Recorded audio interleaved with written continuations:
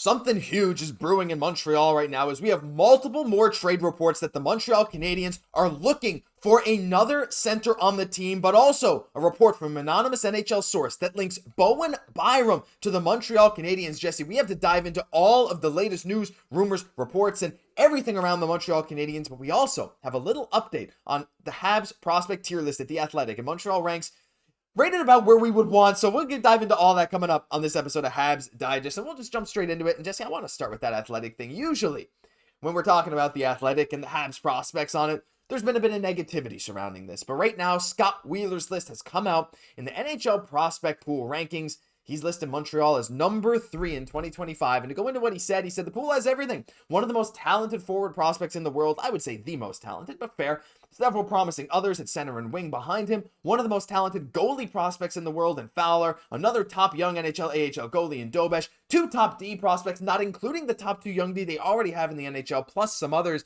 Jesse, to see Montreal finally getting the love is incredible. They actually have, for example, like Reinbacher number 3. They have Demidov number 1. They have Fowler number 2. It's really cool to see how high they are finally on this Montreal prospect pool. That doesn't even include Lane Hutson because he's graduated. We're getting there. We jumped 7 spots from last year. We were at 10, which was, I think, still pretty low, even without Demidov. But is this showing that inclusion of him? Like, that's what we needed. We had some great players. They're going to be NHLers. We know the Owen Becks, even some elite guys like Fowler still we had, but we needed that Ivan Demidov to really catapult us to the top. Like, that is weighted very heavily in this model, as you can see. So, do I feel like we should be ranked right at the top? Yes, absolutely. Do I think time will show that? Yes, absolutely. But we're getting that love from The Athletic, which is a really big step in the right direction. And again, naming Demidov here, very gracious in doing so, is like the most talented forward prospect in the league, in the world right now. So just absolutely phenomenal. Pretty good ranking of the players up until about 6. I think after that, there can maybe be a little bit of contention there. Mm-hmm. We're talking about, obviously Demidov number 1, Fowler 2, Reinbacher 3, Hage 4, Mailloux 5. West 6, pretty solid, I would say, from there in terms of the ranking. So just got a little bit of everything. Obviously Hage is going to add to that, skill factor as well. So, I mean, the balance is what really is making this prospects pool so nice for the Habs. Yeah, and a quick note as well, like the AHL environment has seemingly boosted a bit of development. Like Mailloux looks better and better. Engstrom looks really good. Beck looks really good. Wall looks really good. And a lot of that's due in part to Cayden Primeau. He was just named goalie of the month. Just wanted to throw this in here.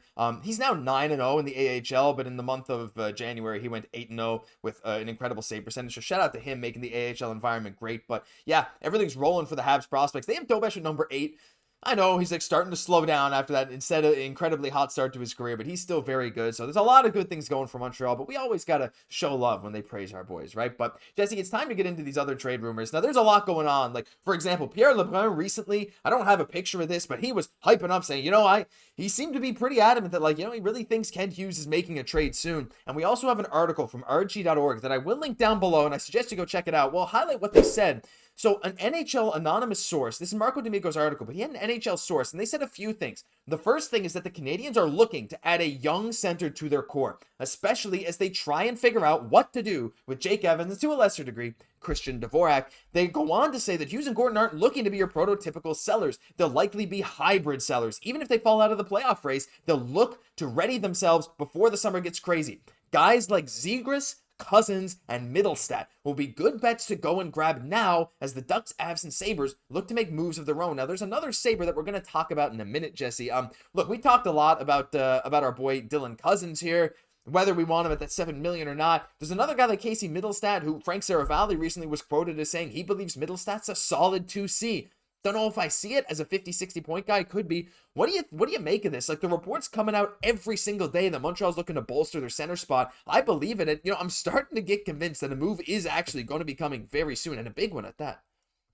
From insiders, right? And saying that's such a big trade like that would really kind of come. Again, LeBron really hyping this up is absolutely wild right now. Like, time is of the essence right now for Kent Hughes. It is money. I will definitely agree with that. And we're just going to be doing a little bit of everything. Like, you could definitely see the Montreal Canadiens keeping some guys that they want for the future, like Evans, selling some other guys, definitely Armia, Savard, Dvorak, if we can there. But then that's not all. He's saying that, that Kent Hughes possibly has some plans to really make another big acquisition around that time as well. Like, not waiting until the summer to do that, but kind of doing that in season now. For sure, we've seen some big trades happening, but I mean, this is absolutely wild. Like, as we've mentioned before in the article, they do highlight Zegras, Mittelstadt, Cozens. I'm not sold on any of them right now for what the Habs truly need right now, but I mean, it's going to be interesting to see the way that Hughes go. He could be targeting a younger guy, but he's shown he's open to targeting a little bit more of some sure shots as well, which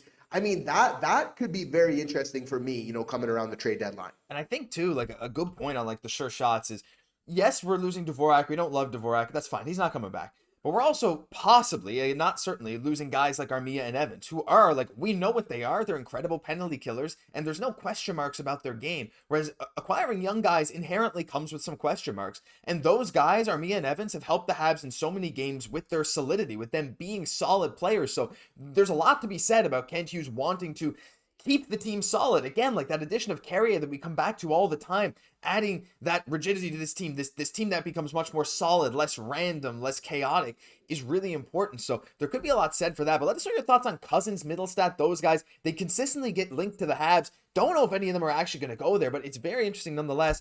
But the final thing, Jesse, look, I know we have probably differing opinions, maybe even differing, maybe not. This is a controversial one, and I'll bring this up now. This is, again, from RG.org, this anonymous NHL source. They said, but when it comes to the Canadiens and Sabres, talking about Cozens before, I wonder about Bowen Byram, said the source. The Canadiens still don't have a true number one defenseman. Debatable. And the Sabres and Byram could have that kind of potential and room to grow with Lane Hutson. Now, you could argue that Lane Hutson is that guy, is that number one defenseman, and I don't think very many people would argue with you. Is he there yet? Maybe not. Will he get there? I would say almost certainly yes. Whereas Bowen Byram, yeah, he's like a 40, 50-point defenseman who is quite good. I think he's a very good young defenseman, 23 years old, 6'1". He's playing 23 minutes a game for Buffalo. He eats minutes. He is solid defensively and offensively, but things aren't working out super, super great in Buffalo. I don't know, Jesse. I'm not convinced that this is the move here for Montreal. I don't see what adding another left shot good defenseman does for them, but it's very interesting to see his name appear from this source nonetheless.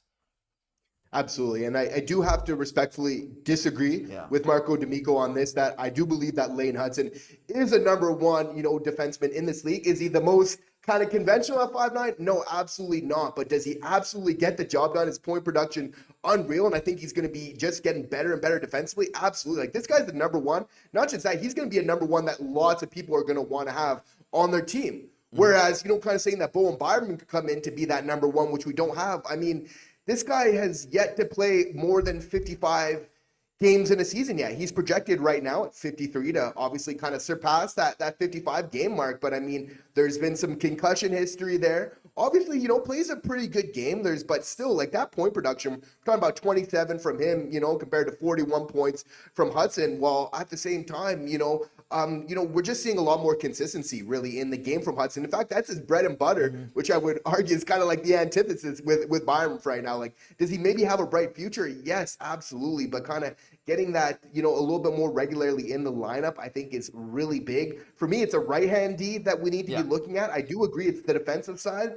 With Demidov coming in, that's going to add that scoring punch. So, yeah, like, if Kent Hughes is looking to make a big deal, deal coming up for something that's going to really move the needle forward for this team, I think that first base to hit is that right-hand defenseman there, and everything else like that. So, interesting that we do need probably some help on the defensive side, just not in that place. Yeah, I mean, like, he's a +8 for Buffalo, which is, like, cool. But, yeah, like, I don't know. I just don't see how this actually helps Montreal long-term. Like, yeah, I mean, look, adding talented players is adding talented players. And objectively, if you can get a guy for cheap and, you don't have to pay him too much long term, I'm actually not even sure what his contract is. Like, I'm never opposed to something like that. But stylistically, like, I don't know. I don't think it makes a ton of sense. I think there's going to be other teams out there. And again, to say that he could be that true number one D to grow alongside Lane Hutson. Lane Hutson has more points this year in his rookie year than Byram has, like, by far more points than any season Byram's ever played. Again, he hasn't been super healthy. He's missed a lot of time. But I don't know. We're not sold on this. But what do you guys think? If Bowen Byram was available for the right asking price, would you take a swing on it? See what he could do? I mean, look, he's been playing with a lot of other left-hand defensemen over in Buffalo. It's something he's used to now because their whole top four is left-hand shots. But let us know what you think down below. that'll do it for this episode of Habs Digest. Some crazy trade rumors. I'm sure there's more to come. And if you want to stay up to date on all the stats, all the trade rumors, all that stuff, like, share, subscribe to the channel, guys. Thank you so much for being here. As always, I'm Josh Gosse, my co-host Jesse Poirier. We'll catch you in the next one.